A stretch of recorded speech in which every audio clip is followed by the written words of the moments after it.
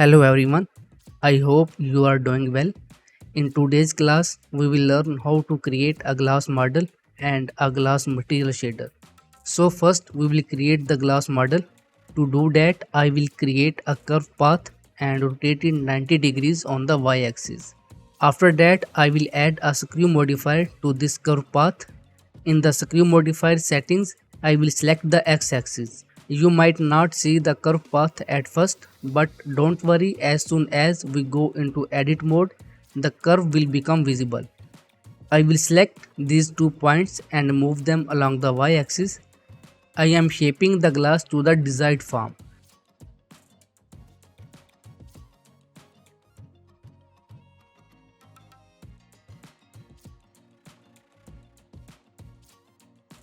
I will select the bottom point and extrude it and move it along the y-axis to create the bottom part of the glass. I will then make the bottom part a bit smaller.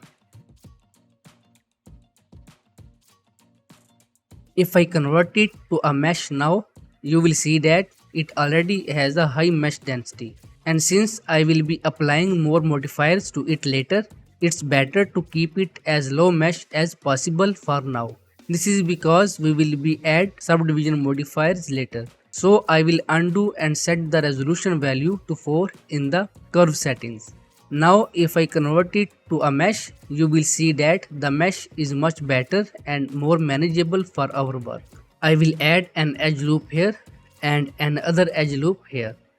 Then I will add a solidify modifier, set the required depth and apply it. Next I will delete these faces. I will select this face loop and press Ctrl plus the plus button on the numpad to grow the selection and delete these faces. Finally, I will select this edge loop and fill it. I will press I to inset and add geometry a couple of times. Now I will close this part, but I will shape it better before closing it.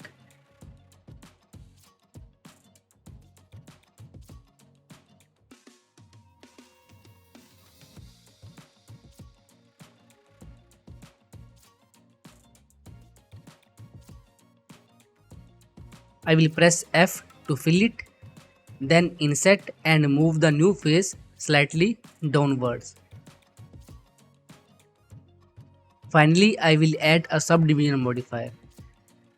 The glass is now complete and I have already designed a simple scene which I will enable and resize the glass accordingly.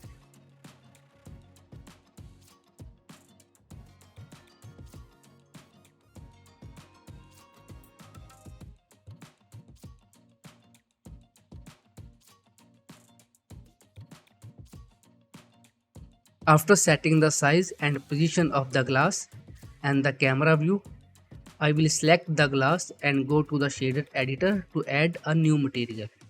I will name it glass, then I will delete the principal BSDF and add a glass BSDF shader. This will give us a basic glass material, but we will still edit this shader to achieve more realistic results.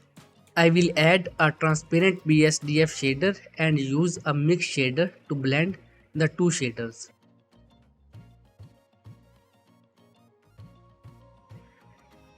I will connect the glass BSDF to one input of the mix shader and the transparent BSDF to the other input. Then I will connect the mix shader to the surface input of the material output. This will give us a better result. Without the transparent BSDF shader, we had this result,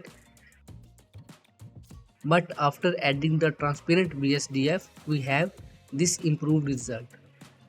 I will set the IOR value to 1.52 as the IOR value for glass is approximately 1.52. To connect the mix shaders factor, I will add a light path node and connect its shadow ray output to the factor input.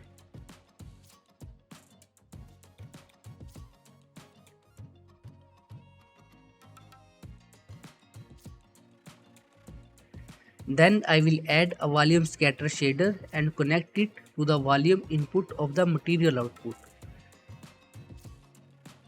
I will set the required value in the volume scatter shader, which can vary. You can adjust this value until you get the best result for your glass material. After that, I will apply the same glass material to the table where the wood material is currently applied. Then I will render the scene. I hope you now understand how to design a glass model and create a realistic glass material. We will meet in the next class with a new tutorial. Until then, goodbye and take care.